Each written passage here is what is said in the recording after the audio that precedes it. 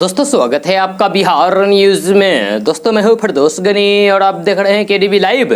दोस्तों आज हो चुका है 10 अक्टूबर 2021। तो आज के बिहार की टॉप न्यूज लेकर आए हैं आपके लिए। दोस्तों वीडियो स्टार्ट करने से पहले आपसे एक रिक्वेस्ट है, अगर आप नए आए इस चैनल पर तो फिर चैनल को सब्सक्राइब करके बेल आइकन को भी प्रेस कर दीजिए और साथ में वीडियो को लाइक कर दीजिए, अपने दोस्तों के साथ शेयर भी कीजिए। तो चलिए दोस्तों स्टार्ट करते हैं आज की पूरे बिहार की टॉप न्यूज। दोस्तों आज की न्यूज में सबसे पहले बात करते हैं कि कन्हैया कुमार और तेजस्वी यादव बहुत जल्द एक दूसरे के आमने सामने नजर आएंगे। तारापुर और कुशेश्वर स्थान विधानसभा उपचुनाव में कांग्रेस और आरजेडी दोनों ने अपने प्रत्याशी उतार दिए हैं। खबर के अनुसार कांग्रेस की तरफ से कन्हैया कुमार चुनाव प्रचार के लिए बिहार आएंगे, जहां आरजेडी की तरफ से लालू प्रसाद यादव और तेजस्वी यादव स्टार प्रचारक होंगे। ऐसे में यह पहली बार होगा जब चुनाव प्रचार में कन्हैया कुमार और तेजस्वी यादव आमने सामने होंगे, एक दूसरे के खिलाफ बोलेंगे। तेजस्वी यादव ने फ्रेंडली फाइट की बात कही है, लेकिन ये सब सिर्फ कहने की बातें हैं। जहां पिछले विधानसभा चुनाव में कन्हैया को तेजस्वी ने चुनाव प्रचार में मंच नहीं दिया था, इस बार कन्हैया कुमार को चुनाव प्रचार से रोकना मुश्किल होगा। जहां कांग्रेस भी चाहती है कि आरजेडी का उम्मीदवार हारे और उनका जीते। महागठबंधन में घमासान का सीधा फायदा जेडीयू को मिलने की उम्मीद है, लेकिन इसी बहाने कन्हैया कुमार और तेजस्वी यादव की परीक्षा तो होगी। जहां कन्हैया कुमार और तेजस्वी एक दूसरे पर चुनाव प्रचार के दौरान कैसे हमला करते हैं, उससे महागठबंधन के प्रभावी रिश्तों का अंदाजा भी मिल जाएगा। कन्हैया कुमार बीजेपी के खिलाफ महंगाई, किसान विरोधी नीति, बेरोजगारी, विभिन्न कंपनियों को बेचने आदि को लेकर माहौल बनाने की कोशिश करेंगे। कन्हैया कुमार बिहार के युवाओं के सवाल भी उठाएंगे। मुसलमानों का वोट बैंक आरजेडी की तरफ से कांग्रेस की ओर से शिफ्ट हो, इसकी भरपूर कोशिश करेंगे। जहां कन्हैया कुमार जेडीयू और बीजेपी को कितना नुकसान पहुंचा पाएंगे पता नहीं, लेकिन तेजस्वी यादव को जरूर मुश्किल में डाल देंगे।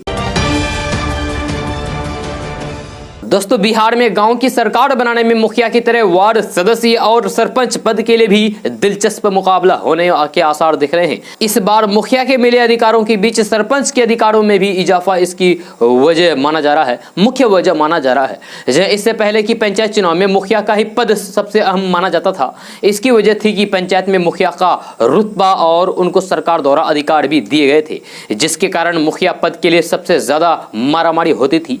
लेकिन इस बार पंचायती राज में बदलाव और सरपंच के शक्तियों में की गई बढ़ोतरी के कारण इस पद को लेकर भी लोगों में खासी दिलचस्पी दिख रही है। ग्राम कचहरी के सरपंच के शक्तियों में इजाफा किया गया है। कई तरह के विकास कार्यों में भी सीधे तौर पर इनकी भूमिका सुनिश्चित कर दी गई है, जिससे इस चुनाव में सरपंच का पद भी अब महत्वपूर्ण हो चुका है। पहले लोगों का मानना था कि आखिरकार सरपंच बन ही गए तो इससे 5 साल में मिलने वाला ही क्या है।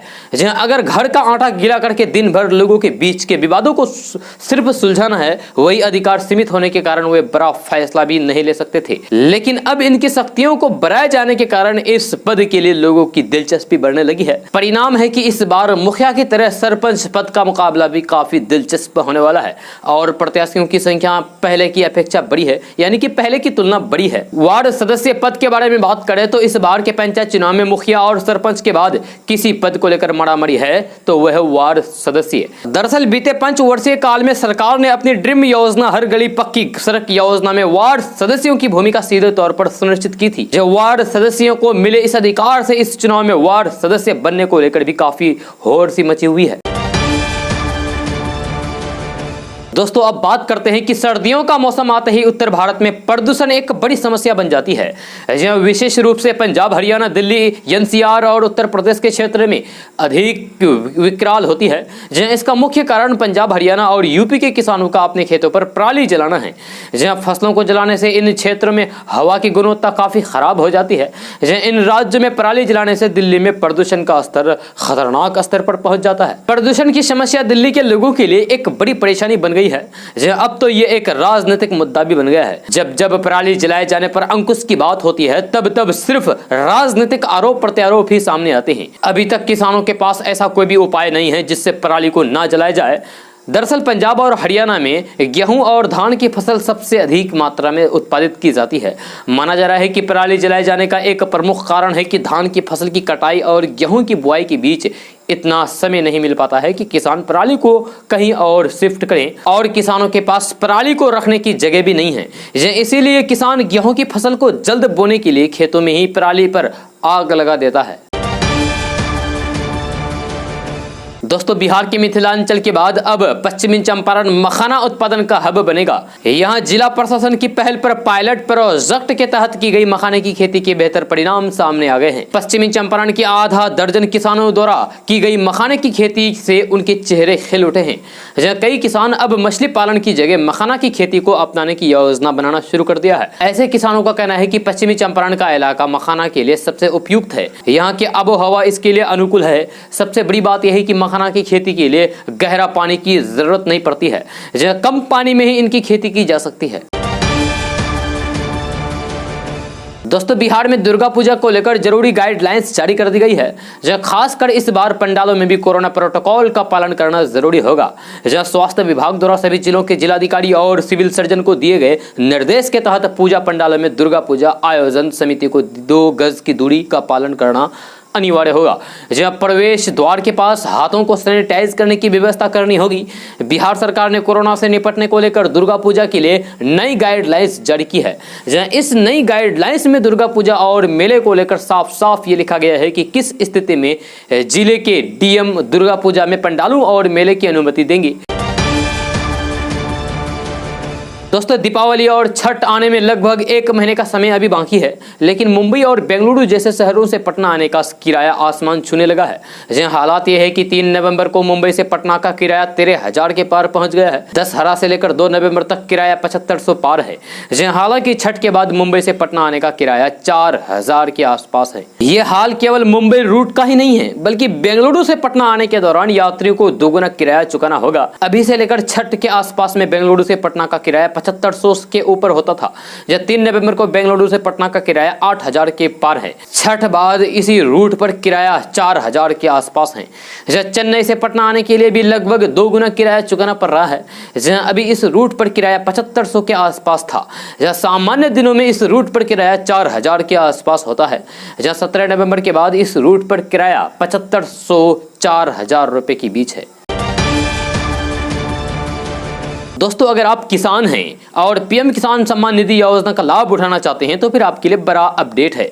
अपडेट यह है कि उम्मीद की जा रही है कि पीएम किसान सम्मान निधि की 10वीं किस्त का पैसा 15 दिसंबर तक आ जाएगा। ऐसे में उन किसानों को इस बार लाभ से वंचित रहना पड़ सकता है जिन्होंने आवेदन के समय ये गलतियां की है, जो गलतियां हम आपको अभी बताने जा रहे हैं। जिन किसानों के आवेदन में किसी भी तरह की गलतियां होगी उनके आवेदन स्वीकार नहीं किए जा रहे हैं। जन सुधार के लिए आवेदन वापस भी भेजे जा रहे हैं। जानकारी के मुताबिक कृषि विभाग द्वारा केंद्र सरकार को भेजे गए कुछ सत्यापित आवेदनों में PFMS द्वारा फंड ट्रांसफर के समय कई तरह की गलतियां मिली है। इस वजह से किसान सम्मान निधि का राशि ट्रांसफर नहीं हो पा रही है। जहां आवेदनों में इन गलतियों को सुधार के लिए वापस भेजा जा रहा है।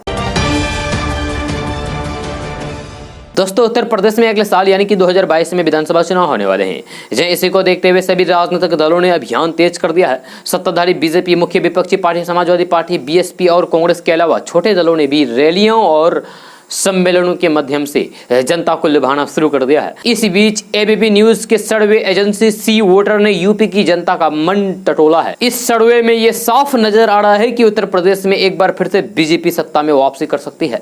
हालांकि 2017 के मुकाबले सीटें जरूर कम होती दिखाई दे रही है, लेकिन सर्वे के आंकड़ों के मुताबिक बीजेपी बहुमत से 2022 के विधानसभा चुनाव में सत्ता में वापसी कर सकती है। ABP न्यूज सी वोटर के सर्वे के मुताबिक अगर अभी विधानसभा चुनाव होते हैं तो फिर बीजेपी को 41%, समाजवादी पार्टी को 32% और BSP को 15% वोट मिल सकते हैं। प्रियंका गांधी के प्रयासों के बावजूद भी कांग्रेस बहुत ज्यादा अच्छा प्रदर्शन करती नजर नहीं आ रही है और पार्टी के खाते में मात्र 6% वोट शेयर ही जाता दिख रहा है। वहीं अन्य को भी 6% वोट मिल सकते हैं। जहां उत्तर प्रदेश के सर्वे के मुताबिक वोट शेयर को अगर सीटों में तब्दील करें तो बीजेपी को 241 से 249 सीट मिलने की संभावना है। जहां समाजवादी पार्टी को 130 से 138 सीटें मिलने की संभावना है। बहुजन समाजवादी पार्टी को 15 से 19 सीटें मिलती दिखाई दे रही है। जहां कांग्रेस के खाते में मात्र 3 से 7 सीटें आ सकती है। वहीं अन्य को 0 से 4 सीटें मिलने का अनुमान है। दोस्तों मोदी सरकार द्वारा बनाए गए 3 कृषि कानूनों को लेकर देश भर में किसानों का आंदोलन अभी थमता नहीं दिख रहा है। जहां राजधानी दिल्ली के कई बॉर्डरों पर किसान अभी भी अपना डेरा जमाए हुए बैठे हैं, लेकिन अभी सरकार से कोई भी बात नहीं बनी है। जहां कई दौर की बातचीत के बाद भी किसान संगठन के नेताओं और सरकार के मंत्रियों में कोई बीच का रास्ता नहीं निकल सका है। जहां सरकार कृषि कानूनों में संशोधन करने को लेकर तैयार है, लेकिन किसानों को बिल रद्द से कम कुछ भी मंजूर नहीं है।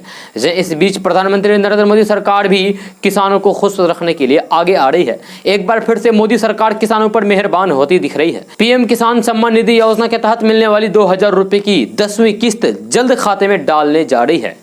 पीएम किसान योजना की ओर से 10वीं किस्त जारी करने की तारीख का ऐलान हो गया है। सरकार ने आधिकारिक तौर पर तो यह ऐलान नहीं किया है, लेकिन कुछ मीडिया रिपोर्ट्स में दावा किया जा रहा है।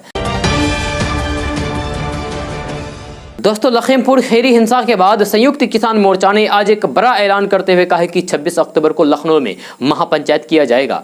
किसान मोर्चा ने कहा है कि 18 अक्टूबर को देश भर में रेल रोको अभियान चलाया जाएगा। मोर्चा के नेताओं ने आज प्रेस कॉन्फ्रेंस करके ये जानकारी दी है। प्रेस कॉन्फ्रेंस के दौरान किसान नेता दर्शन पाल ने कहा है कि लखीमपुर खीरी घटना पहले से रची गई साजिश का एक हिस्सा है। हमलावरों ने किसानों को जान से मारने की कोशिश की है और कितने की जान भी गई है। संयुक्त किसान मोर्चा ने केंद्रीय गृह राज्य मंत्री अजय मिश्रा टेनी के इस्तीफे की मांग भी की है। मीडिया से बात करते हुए किसान नेता जोगिंदर सिंह उगराहा ने कहा है कि सरकार ने प्रदर्शनकारी किसान के खिलाफ हिंसक रुख अपनाया है, लेकिन हम हिंसा की राह पर नहीं जाएंगे। उन्होंने आगे कहा है कि हमारी मांग है कि केंद्रीय मंत्री अजय मिश्रा और उनके बेटे आशीष मिश्रा को गिरफ्तार किया जाए। संयुक्त किसान मोर्चा ने आगे कहा है कि लखीमपुर से 12 अक्टूबर को शुरू की गई शहीद किसान कलश यात्रा की शुरुआत होगी। आपको बता दूं कि पिछले दिनों राकेश टिकैत ने सरकार को चुनौती देते हुए कहा था कि अगर दोषियों पर कार्रवाई नहीं की गई तो फिर हम मुआवजा की राशि को लौटा देंगे।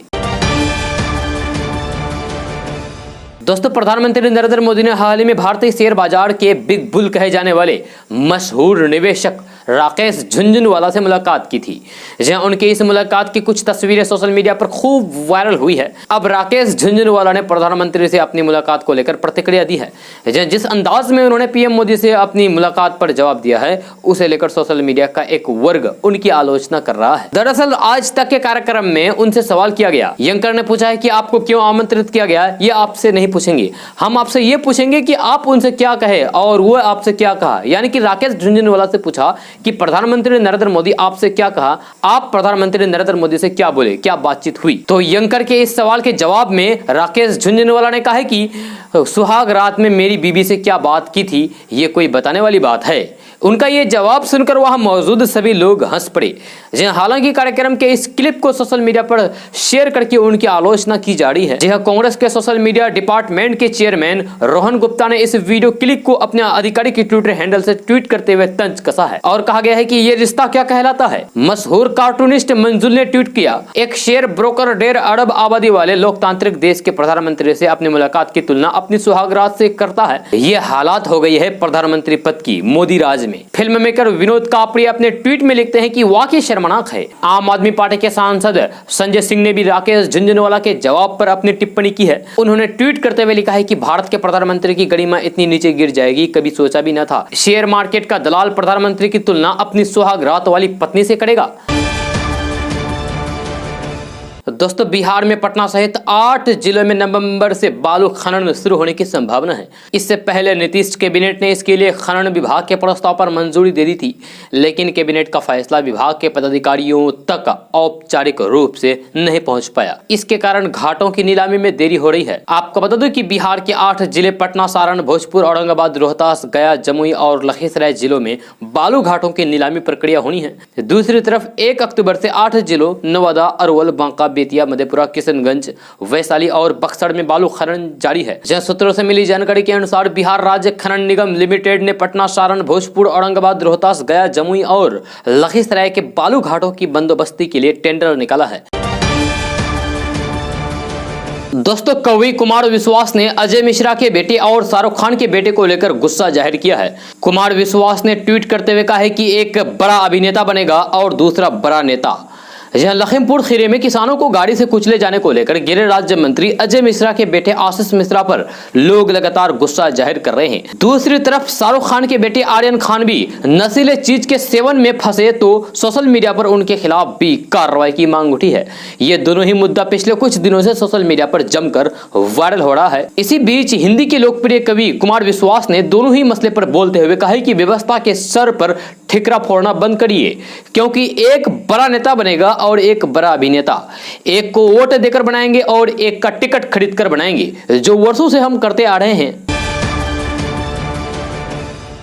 दोस्तों आरजेडी सुप्रीमो लालू प्रसाद यादव 3 साल के बाद बिहार आने वाले हैं। शुक्रवार को आरजेडी विधायक दल के बैठक के बाद भाई वीरेंद्र ने बताया है कि लालू प्रसाद यादव 20 अक्टूबर को पटना आएंगे।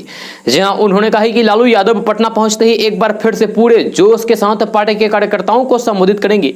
आपको बता दूं कि बिहार विधानसभा उपचुनाव 2021 के लिए कुशेश्वर स्थान एवं तारापुर सीट पर चुनाव प्रचार के संबंध में राष्ट्रीय जनता दल ने अपने स्टार प्रचारकों की सूची जारी कर दी है। इसमें सबसे ऊपर आरजेडी सुप्रीमो लालू प्रसाद यादव के नाम शामिल है, तो दूसरे नंबर पर तेजस्वी यादव का नाम दिया गया है। दोस्तों आय से अधिक संपत्ति मामले में निगरानी अन्वेषण ब्यूरो की विशेष टीम ने शुक्रवार को भवन निर्माण विभाग के कार्यपालक अभियंता मदन कुमार के ठिकानों पर छापेमारी की। इस दौरान पटना शहर के पाटलिपुत्र कॉलोनी में स्थित प्रमंडलीय कार्यालय के उनके चेंबर से 6,75,000 रुपए कैश बरामद किया गया है। वहीं उन्होंने रूपसपुर की वृंदावन कॉलोनी में स्थित अपार्टमेंट में 3 BHK के 2 फ्लैट को मिलाकर एक आलीशान फ्लैट बना रखा था, जिसमें वे रहते हैं। यहाँ छापेमारी के दौरान 4 लाख कैश के अलावा करीब 5 लाख की ज्वेलरी, आधा दर्जन से ज्यादा बैंक खाते, 22 से ज्यादा प्लॉट के कागजात और बड़े स्तर पर निवेश के कागजात मिले हैं। उनकी अवैध संपत्ति का दायरा बढ़ने की पूरी संभावना है। जमीन जायदाद का मूल्यांकन सरकारी दफ्तर पर किया गया है।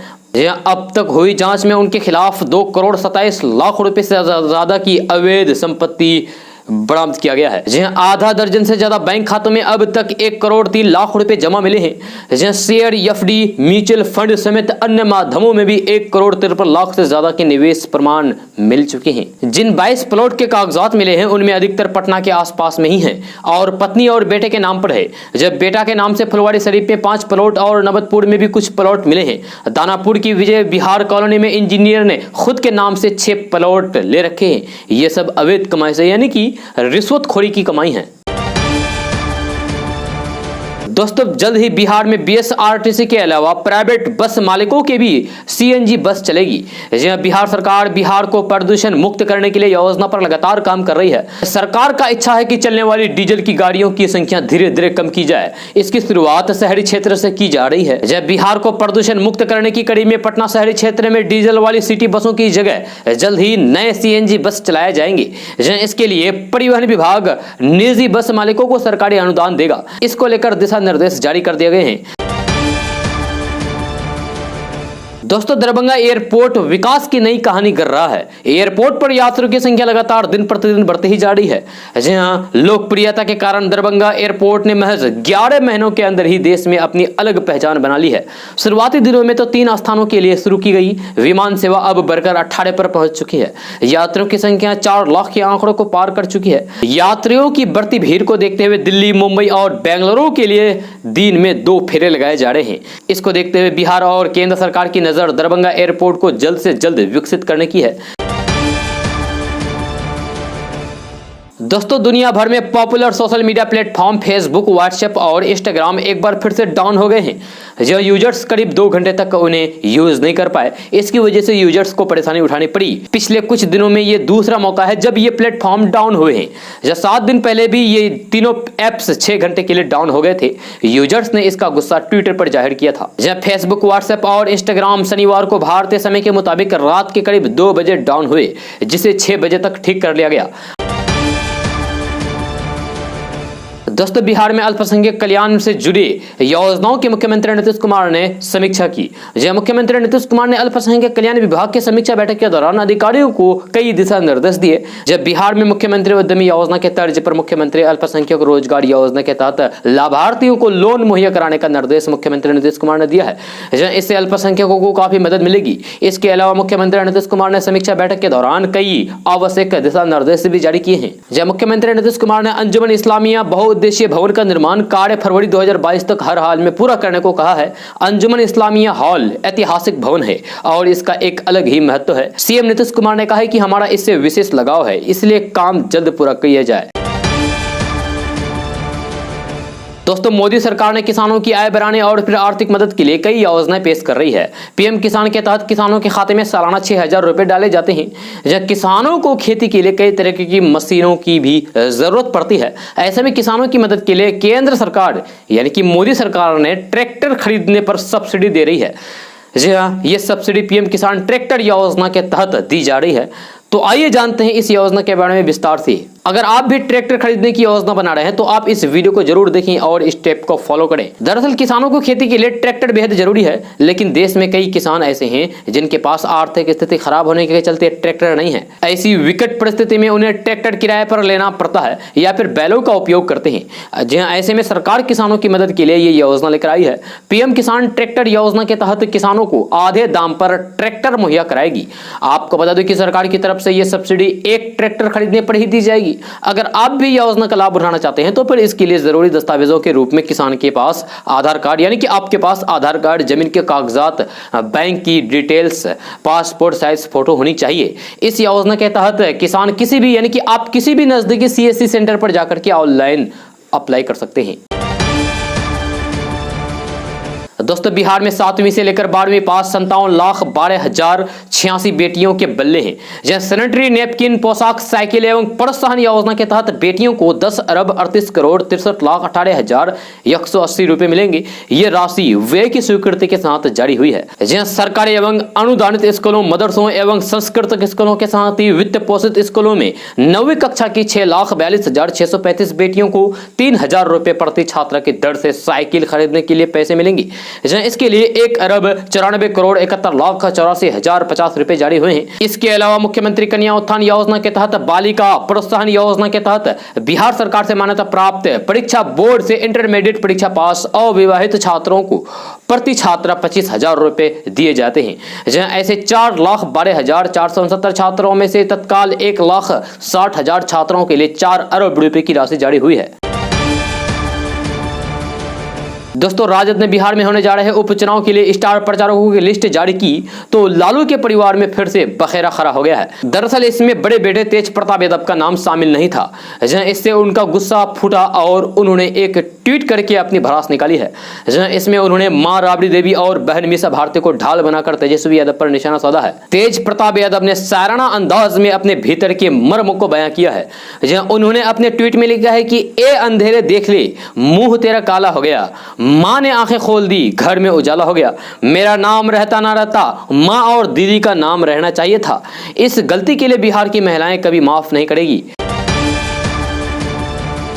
दोस्तों, बिहार के किशनगंज शहर के पानी बाग के रहने वाले आसिफ असलम ने 65वीं बीपीएससी संयुक्त प्रवेश प्रतियोगिता परीक्षा में अंतिम रूप से सफलता हासिल की है।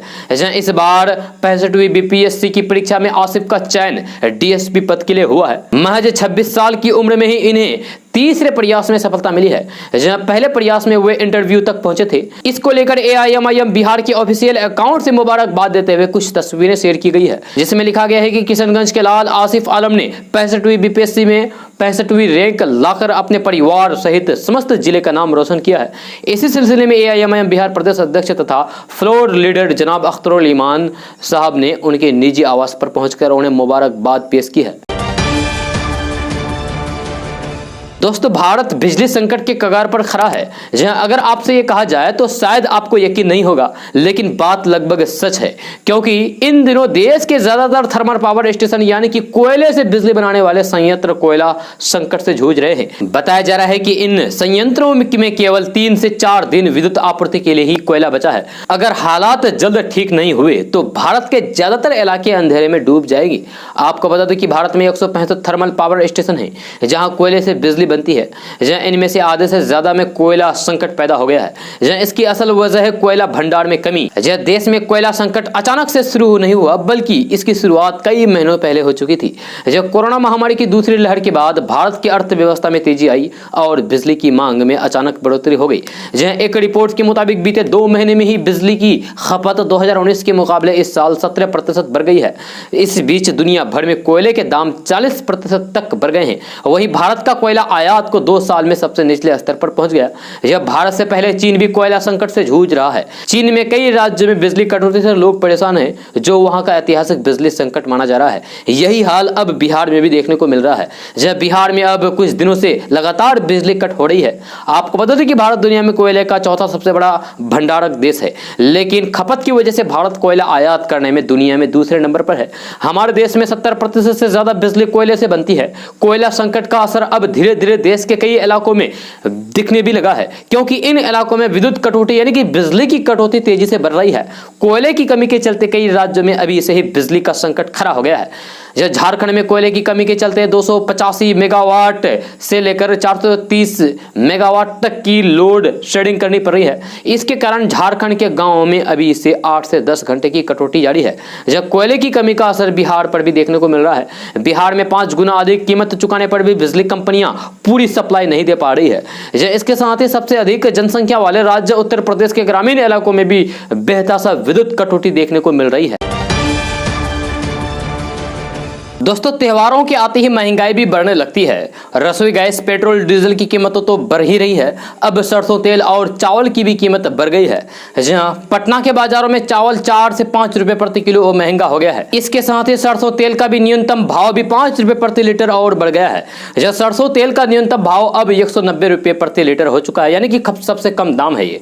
जहां अब तक ये 185 रुपए प्रति लीटर ही मिल रहा था। हालांकि अधिकतम भाव 210 रुपए प्रति लीटर पर स्थिर बना हुआ है। जब बिहार में खुदरा विक्रेता महासंघ के महासचिव रमेश तलरेजा ने कहा है कि सरसों की नई पैदावार आने में अभी देरी है, इसीलिए कीमतों में फिलहाल नरमी की गुंजाइश नहीं है। उन्होंने कहा है कि सोयाबीन की नई पैदावार बाजार में आ गई है, इसीलिए सोया रिफाइंड का भाव स्थिर चल रहा है। इसका भाव 155 रुपए प्रति लीटर पर स्थिर बना हुआ है। त्योहारों पर सोया रिफाइंड की खपत बढ़ेगी, इसीलिए भाव में तेजी आने की उम्मीद कम है। जहां तलरेजा ने कहा है कि सरसों तेल के साथ ही चावल भी महंगा हो गया है। सामान्य श्रेणी का चावल 26 रुपए से बढ़कर 30 रुपए प्रति किलो पर पहुंच गया है। इसी तरीके से 36 रुपए किलो बिकने वाला चावल भी 40 रुपए किलो बिकने लगा है।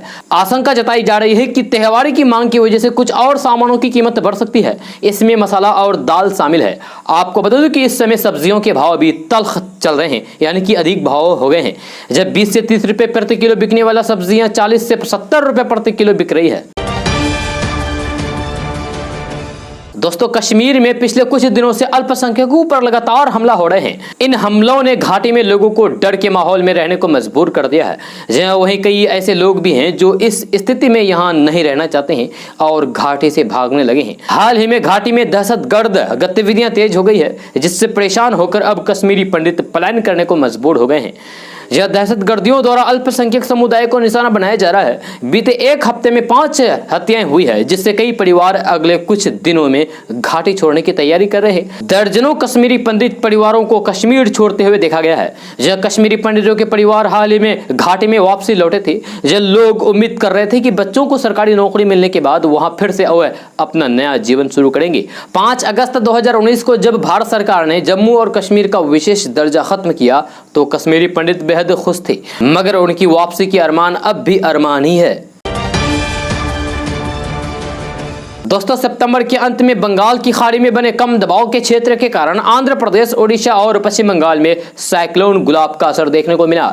जहां इन राज्यों में जमकर बारिश हुई। चक्रवात गुलाब की वजह से ही झारखंड, बिहार और उत्तर प्रदेश के कुछ इलाकों में अक्टूबर की शुरुआत में भारी बारिश देखने को मिली। अब उत्तरी अंडमान सागर में एक और कम दबाव का क्षेत्र बन रहा है। इस कारण एक बार फिर से चक्रवात की आशंका मजबूत हो गई है। किसानों की खरीफ फसल खासकर धान कई इलाकों में तैयार हो चुका है और कटाई हो रही है। वहीं पूर्वी उत्तर प्रदेश और बिहार में भी जल्द ही कटाई की शुरुआत होगी। अगर उत्तरी अंडमान सागर में बनने वाला कम दबाव का क्षेत्र चक्रवात में बदलता है तो किसानों को काफी नुकसान उठाना पड़ेगा। मौसम विभाग के मुताबिक आज अंडमान सागर में एक लो प्रेशर एरिया बनने की संभावना है। इसके बाद अगले 4-5 दिनों में यह दक्षिण ओडिशा और उत्तरी आंध्र प्रदेश की तरफ बढ़ेगा। दोस्तों, लखीमपुर में हुई हिंसा की घटना को लेकर पूर्व सीएम और समाजवादी पार्टी के अध्यक्ष अखिलेश यादव ने योगी सरकार पर निशाना साधा है। जहां अखिलेश यादव ने कहा है कि लोकतंत्र में भरोसा करने वालों और जिसने भी उस घटना का वीडियो देखा है, हर किसी ने इस घटना की निंदा की है। अखिलेश यादव ने कहा है कि पहले किसानों को कुचला गया और फिर कानून को कुचला गया, अब सरकार संविधान को भी कुचलने की कोशिश कर रही है। अखिलेश यादव ने कहा है कि जो किसान अपने हक के लिए लड़ रहे थे उन्हें गाड़ी से कुचल दिया गया। ये सभी अधिकारियों की जानकारी में था कि किसानों का आंदोलन चल रहा है, इसके बावजूद भी किसानों की हत्या हुई है। दोषी अभी तक नहीं पकड़े गए। मैं जिन परिवारों से मिला हूं, हर परिवार के सदस्य ने यह कहा है कि दोषियों को सजा मिले और सख्त कार्रवाई हो। अखिलेश यादव ने आगे कहा है कि सरकार दोषियों को समन नहीं बल्कि गुलदस्ता दे रही है। जहां कोर्ट कई बार कहा है कि यूपी में जंगल राज है, कानून व्यवस्था चौपट हो गई है, जनता देख रही है, इसलिए आने वाले समय में बीजेपी का सफाया होगा। दोस्तों बिहार की राजधानी पटना से बड़ी खबर सामने आ रही है। ताजा रिपोर्ट के मुताबिक बिहार में 387 नए दारोगा की नौकरी जा सकती है, क्योंकि एकेडमी की परीक्षा में ये सभी दारोगा फेल हो गए हैं। जहां इतना ही नहीं, 10 दारोगा को 0 नंबर मिला है। खबर के अनुसार राजगीर में स्थित पुलिस एकेडमी से हाल ही में 1581 दारोगा पास आउट हुए थे, जहां उन्हें बिहार के अलग अलग जिलों में तैनात किया जा रहा है। जबकि इसी पुलिस एकेडमी में 387 दारोगा फेल हो चुके हैं, जिसके कारण इनकी नौकरी पर संकट मंडरा रहा है। हालांकि इन दारोगा को 2 पूरक परीक्षा के माध्यम से पास होने का मौका दिया जाएगा। जहां अगर ये दारोगा इस पूरक एग्जाम में ही फेल हो जाते हैं और एग्जाम में पास नहीं हो पाते हैं, तो फिर सरकार इन दारोगा को नौकरी से हटा सकती है और इनकी नौकरी खत्म हो सकती है। दोस्तों राष्ट्रपति रामनाथ कोविंद 3 दिनों के दौरे पर बिहार आएंगे। जो वे 20 से 22 अक्टूबर तक बिहार के दौरे पर रहेंगे। 22 अक्टूबर राष्ट्रपति तख्त श्री हरिमंदिर साहिब गुरुद्वारा जाएंगे। राष्ट्रपति के आगमन कार्यक्रम को देखते हुए गृह विभाग ने जिला प्रशासन को खास तौर पर अलर्ट किया है और तैयारियों में किसी भी तरह की कमी नहीं होने का सख्त निर्देश दिया है। दोस्तों त्योहारी का मौसम आते ही ट्रेनों में कंफर्म बर्थ को लेकर परेशानी शुरू हो जाती है। जहां वो भी तब जब कोरोना काल में ट्रेनों की संख्या सीमित हो। जहां ऐसी स्थिति में कंफर्म टिकट लेना किसी चुनौती से कम नहीं है, लेकिन अब रेलवे ने मिथिलांचल के लोगों के लिए इसे आसान कर दिया है। जहां ECR हाजीपुर के CPRO राजेश कुमार ने बताया है कि पूजा के दौरान यात्रियों की सुविधा के लिए नई दिल्ली और आनंद विहार से मुजफ्फरपुर, दरभंगा, बरौनी, सहरसा एवं जयनगर के लिए फेस्टिवल स्पेशल ट्रेनों का परिचालन करने का निर्णय लिया गया है। इन स्पेशल ट्रेनों में सभी कोच आरक्षित श्रेणी के होंगे तथा इनमें यात्रा करने वाले यात्रियों को कोविड-19 के मानकों का पालन करना होगा। दोस्तों बिहार की राजधानी पटना से बड़ी खबर सामने आ रही है। ताजा रिपोर्ट के मुताबिक बिहार में 6 जगहों पर गंगा में पुल का निर्माण होना है। इसको लेकर विभाग के स्तर पर तैयारियां चल रही है, तो वही कुछ पुलों को बनाने की में मंजूरी मिल चुकी है। जहां खबर के अनुसार गंगा नदी पर विक्रमशिला सेतु के समानांतर 4 लेन पुल के निर्माण के लिए निविदा की प्रक्रिया पूरी कर ली गई थी, लेकिन IWAI से अनुमति नहीं मिलने से पुल का निर्माण कार्य शुरू होने से पहले ही अटक गया। दोस्तों बिहार में क्या कोई नया सियासी समीकरण बन रहा है? आरजेडी कांग्रेस महागठबंधन में उभर रही दरारों के बीच शुक्रवार को राहुल गांधी का अचानक चिराग पासवान के घर जाकर उनसे मिलने के बाद सियासी गलियारों में चर्चा गर्म है। हालांकि लोक जनशक्ति पार्टी के संस्थापक और पूर्व केंद्रीय मंत्री रामविलास पासवान की पहली पुण्यतिथि के मौके पर चिराग पासवान के घर राहुल गांधी के अलावा लालू प्रसाद यादव, राजनाथ सिंह समेत और भी कई नेता पहुंचे थे। इसलिए इसे सियासत से न जोड़ने की भी बात कही जा रही है। राहुल गांधी का चिराग पासवान के आवास पर पहुंचना इस मायने में अहम है कि इन दिनों बिहार में आरजेडी कांग्रेस महागठबंधन में कुछ अनबन दिख रही है। कन्हैया कुमार के कांग्रेस में शामिल होने के बाद आरजेडी की ओर से आई तल्ख टिप्पणियों के बाद 2 सीटों के लिए हो रहे उपचुनाव में आरजेडी ने कांग्रेस के लिए एक भी सीट नहीं छोड़ा है, जबकि एक सीट कांग्रेस मांग रही थी। जहां आरजेडी के रुख से नाराज कांग्रेस ने भी अब दोनों सीटों पर अपना उम्मीदवार घोषित कर दिया है। इसके बाद से बिहार में कांग्रेस आरजेडी के रिश्तों में दरार की बात कही जा रही है और दोनों के जल्द अलग होने की भी कयास लगाए जा रहे हैं। दोस्तों आज का न्यूज़ बस यहाँ तक। कैसा लगा जरूर अपना सुझाव दीजिएगा नीचे कमेंट बॉक्स में कमेंट करके। अगर आप नए आए इस चैनल पर तो फिर इस चैनल को सब्सक्राइब करके बेल आइकन को भी प्रेस कर दीजिए और साथ में वीडियो को लाइक कर दीजिए, अपने दोस्तों के साथ शेयर भी कीजिए। तो चलो दोस्तों फिर मिलते हैं अगले वीडियो में। जय हिंद, जय बिहार।